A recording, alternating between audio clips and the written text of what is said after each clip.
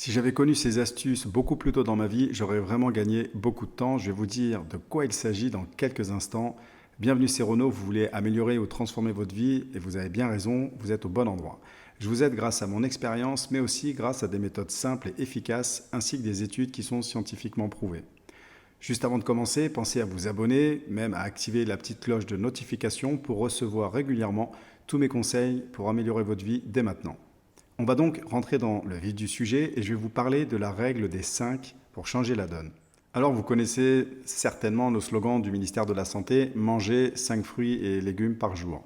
Alors c'est vrai que c'est une bonne initiative pour nous encourager à augmenter notre ration de végétaux, mais il existe néanmoins d'autres règles qui sont moins connues et qui ont pour but de nous aider à devenir meilleurs.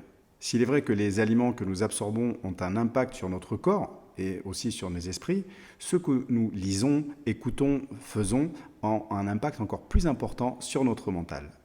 Je vais donc en premier vous parler de la règle des 5 secondes pour passer à l'action.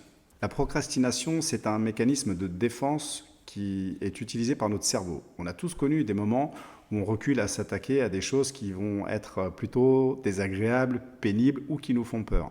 L'enjeu de cette action nous pousse la plupart du temps à la remettre à plus tard et donc ce qu'on appelle à procrastiner.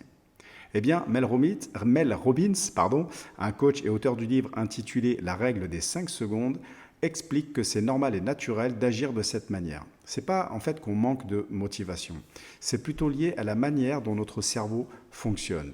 Il nous protège en fait de ce qui nous fait peur et de ce qui est difficile.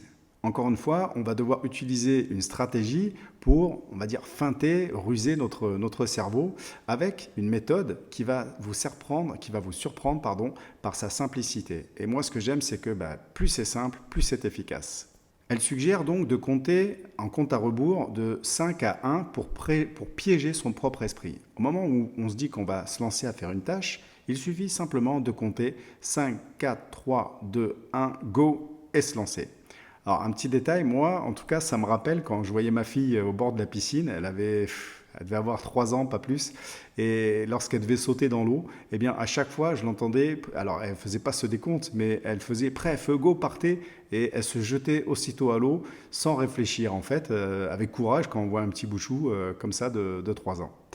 Alors, pour revenir dans cette méthode, pourquoi ça marche ? Eh bien, parce qu'on passe à l'action avant que notre cerveau risque de développer des obstacles à l'action en créant des doutes et des peurs.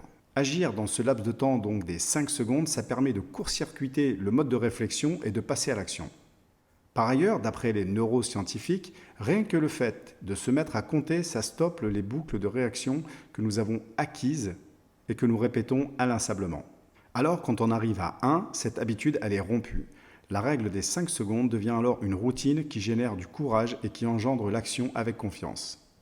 Grâce à cette méthode, vous abattrez en un minimum de temps des choses que vous auriez laissées de côté, mais pendant peut-être des jours ou des semaines auparavant.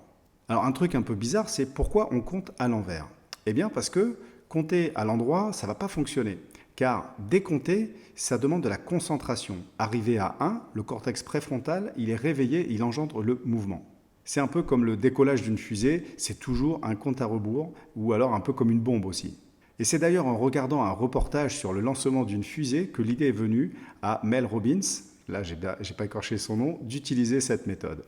Elle raconte que pour sortir du lit le matin, elle s'en servait pour éviter de se rendormir ou de traîner de longues minutes. Et d'ailleurs, elle avait une période de sa vie où elle ne pouvait tout simplement pas sortir du lit, elle n'y arrivait pas.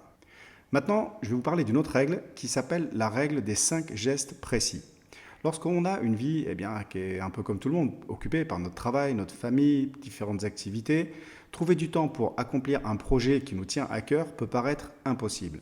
Parfois, les tâches à réaliser pour démarrer un nouveau projet, même si on a du temps, elles vont nous décourager parce qu'on ne sait pas par où commencer ou alors on pense que c'est trop gros. Imaginez un arbre, un énorme arbre avec un tronc qui est énorme et que vous deviez l'abattre et que vous avez pour ça qu'une hache en fait. Si chaque jour vous allez devant l'arbre et vous mettez que 5 coups de hache bien affûtés, tôt ou tard, quelle que soit sa grosseur et sa hauteur, il finira par tomber.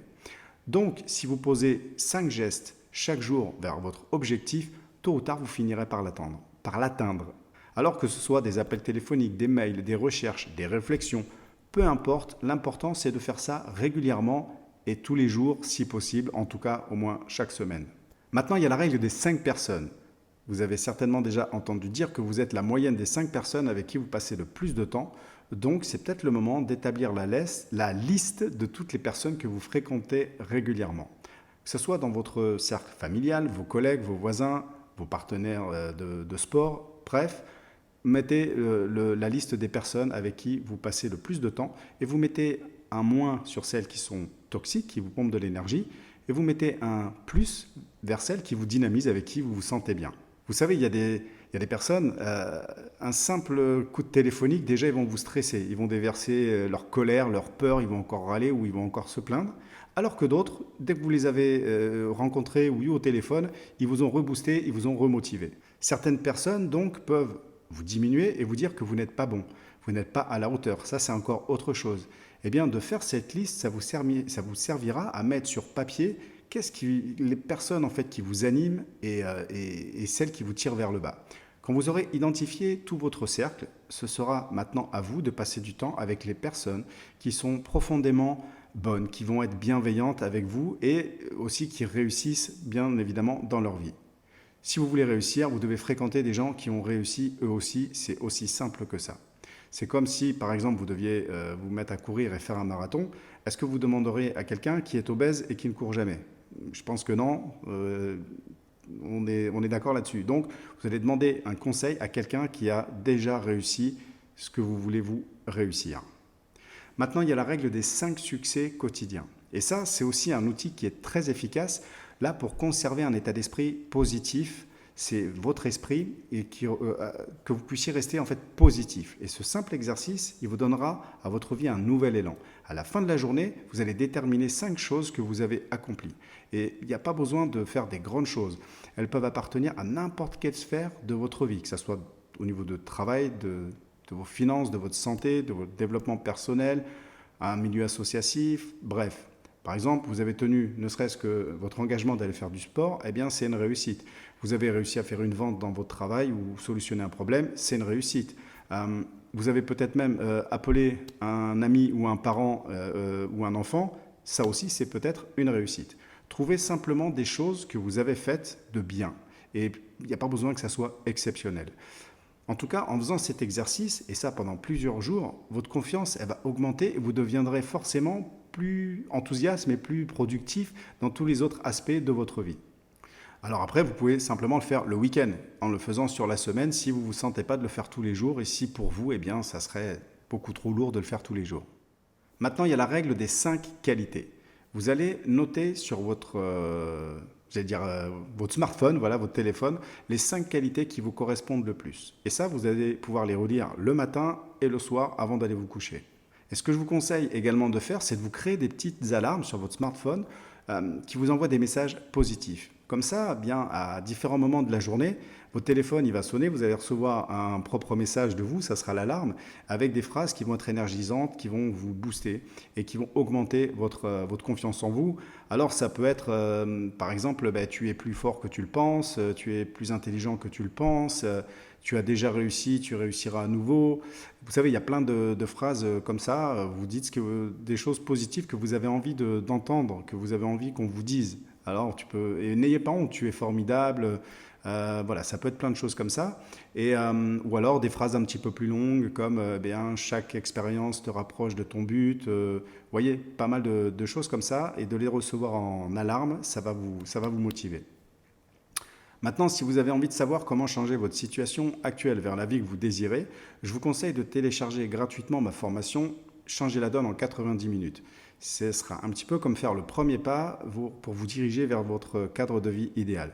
Pour ça, il faut quelques outils, il faut quelques méthodes et vous les trouverez donc dans cette formation. Il y a bien évidemment de nombreuses personnes qui en bénéficient déjà et qui commencent à avoir des résultats. Il y en a d'autres qui, eux, sont directement en lien avec moi. Ils ont complètement déjà changé de vie. Ils ont même peut-être pris un virage à 180 degrés. Ils ont vraiment reclarifié et réorganisé leur vie. Maintenant, si vous avez aimé cette vidéo, eh bien, le seul moyen pour moi de le savoir, c'est que vous me mettiez par exemple un petit like ou alors encore mieux, que vous mettez un commentaire. Comme commentaire, vous pouvez peut-être mettre quelle est votre règle préférée dans cette vidéo, par exemple. En attendant, je vous souhaite tout le bonheur du monde.